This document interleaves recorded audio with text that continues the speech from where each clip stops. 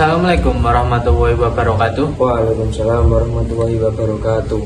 Di sini saya Malak Ainurbian sebagai host akan menanyakan sifat wajib Allah kepada narasumber yang di sebelah saya.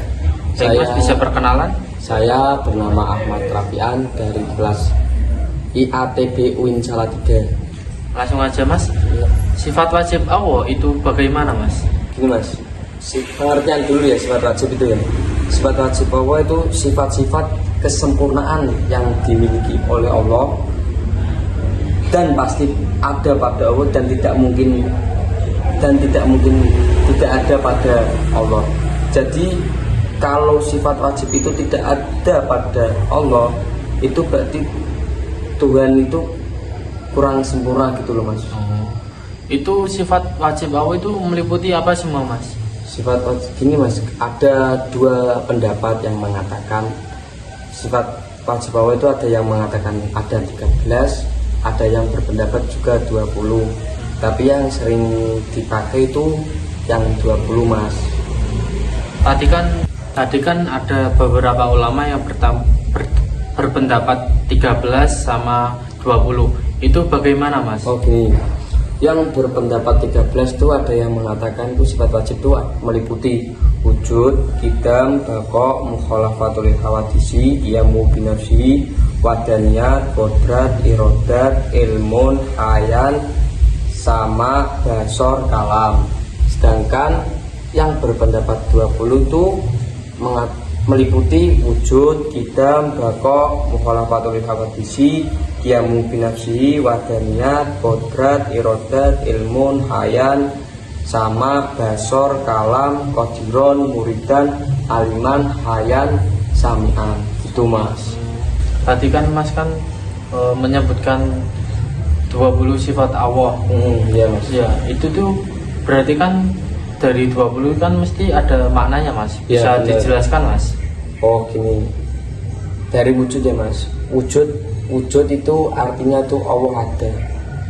Wujud Allah ada, qidam itu Allah dahulu jadi tuh Allah itu tidak baru. Kalau makhluk kan mesti baru Mas. Iya. Jadi kalau ada yang melahirkan itu kan baru. Kalau Allah itu dahulu Mas. Itu kalau kan tadi kita baqa itu Allah kekal Mas. Allah kekal. Jadi Allah tidak binasa Mas. Berbeda dengan makhluknya. Kalau makhluk kan hidup ada mati. Kalau Allah itu kekal gitu Mas. Wujud kita baqa mukhalafatul hawadisi. Kalau mukhalafatul hawadisi itu maknanya tuh Allah berbeda dengan makhluknya Mas, berbeda dengan ciptaannya dari segi apapun, segi zat, sifat gitu. Tidak ada yang menyerupai dia. Di surah Al-Baqarah kayaknya ada Mas. Terus mukhalafatul hawadisi, qiyamu binafsi. Qiyamu binafsi itu memiliki makna itu Allah itu berdiri sendiri Mas, tidak bergantung dengan makhluk apapun.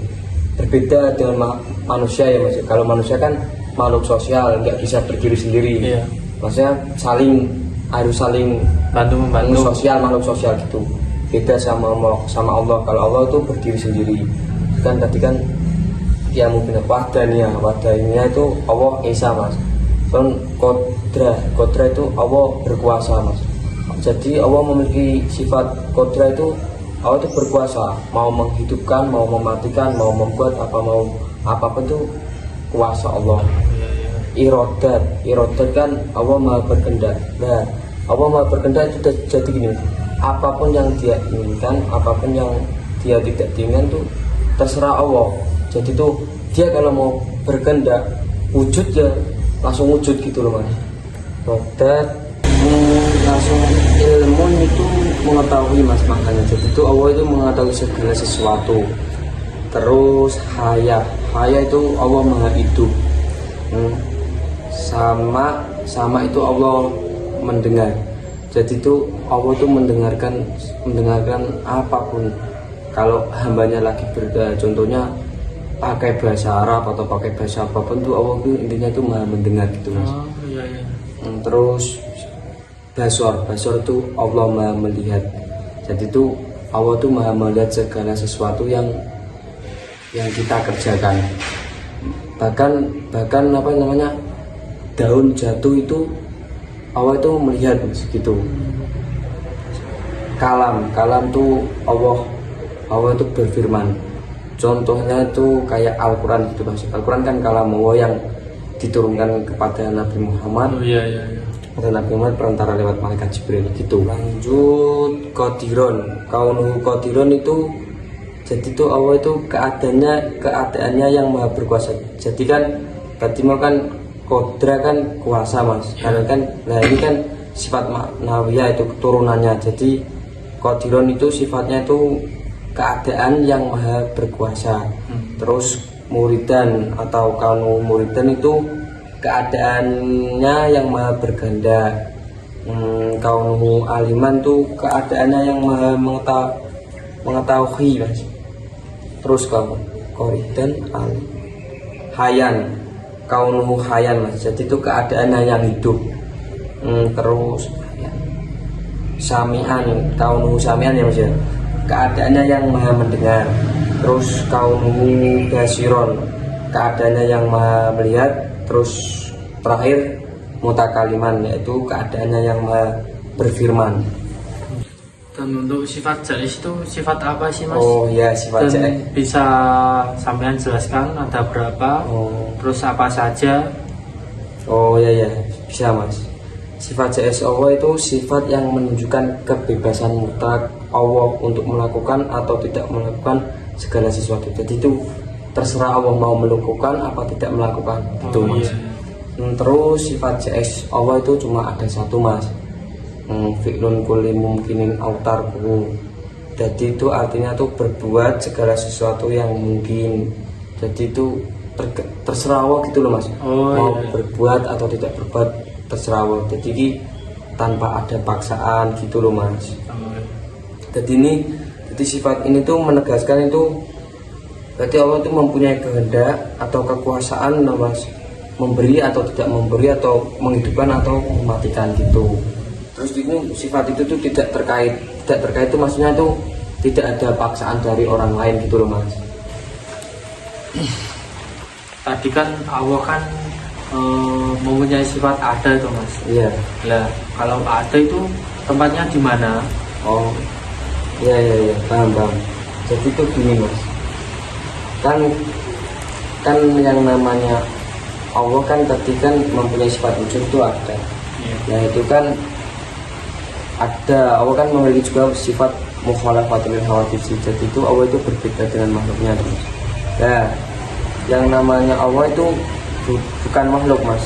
Nah dan tempat itu bagian dari ciptaannya, ya kan Mas? Tempat itu bagian dari ciptaan Allah. Jadi sebelum ada langit, bumi atau ruang atau apapun itu tuh Allah itu sudah ada keberadaannya Mas. Jadi itu keberadaan Allah itu tidak bisa diukur oleh mata atau lokasi atau ruang gitu loh Mas. Terus tuh jadi jika sebelum ada tempat itu Allah itu sudah ada Mas, dan tidak berubah setelah Allah menciptakan suatu tempat apapun gitu. Ya. Terus kalau gini aja Mas, kalau lebih mudahnya tuh gini aja. Jangankan kita melihat Allah, kita aja melihat ciptaannya itu, mata kita tuh aja ada yang tidak mampu. Contohnya ciptaannya itu dari Sabang sampai Merauke kita kan diberi mata ya. Kita itu kan ciptaan Allah, dari Sabang sampai Merauke kan ciptaan Allah. Nah, mata kita aja melihat ciptaannya yang jauh sampai sana tuh nggak mampu, apalagi lihat Allah. Iya. Kan ini Mas, aku kan pernah denger sifat mutlak Allah. Nah itu apa perbedaannya Mas sama sifat wajib Allah? Bisa dijelaskan Mas? Tadi kan di pertama tadi kan udah saya jelasin kan pengertian sifat wajib ya Mas. Iya. Sifat wajib kan sifat-sifat kesempurnaan yang ada pada Allah dan pasti dimiliki Allah terus. Nah sedangkan sifat muhal tuh gini Mas, sifat-sifat kekurangan yang tidak mungkin dimiliki Allah. Contohnya kalau wujud kan Allah ada ya Mas. Sedangkan kalau di sifat muhal itu Adam jadi tidak ada Mas. Allah itu tidak ada. Jadi kan Atma tadi ada pertanyaan, jika Allah ada itu gimana? Terus kan saya sudah jawab itu Mas. Mungkin zaman yang ditutup. Mungkin terima kasih Mas atas penjelasannya tentang sifat wajib Allah dan sifat jaiz Allah. Mungkin dari Mas ada tambahan? Oh iya, apabila aku hanya ingin menyampaikan aja sih. Tadi apabila ada kata-kata atau kekeliruan dalam maknai sifat wajib atau sifat jaiz, mungkin nanti bisa ada kritikan atau saran untuk saya sendiri agar menambah wawasan lagi dalam menjelaskan sifat-sifat wajib tersebut.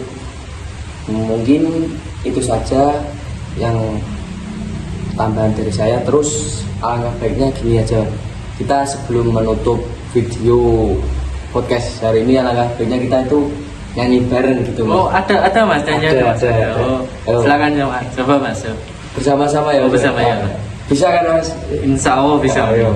Wujud kita bako muhalafatul lil hawadisi Iyamu binafsi wadaniyat kurat irotat ilmun hayat sama basor kalam qadiron muridan aliman hayyan samihan basiron mutakaliman. Udah Mas. Baik, kita tutup podcast hari ini. Sekian dari saya sama narasumber saya. Wassalamualaikum warahmatullahi wabarakatuh.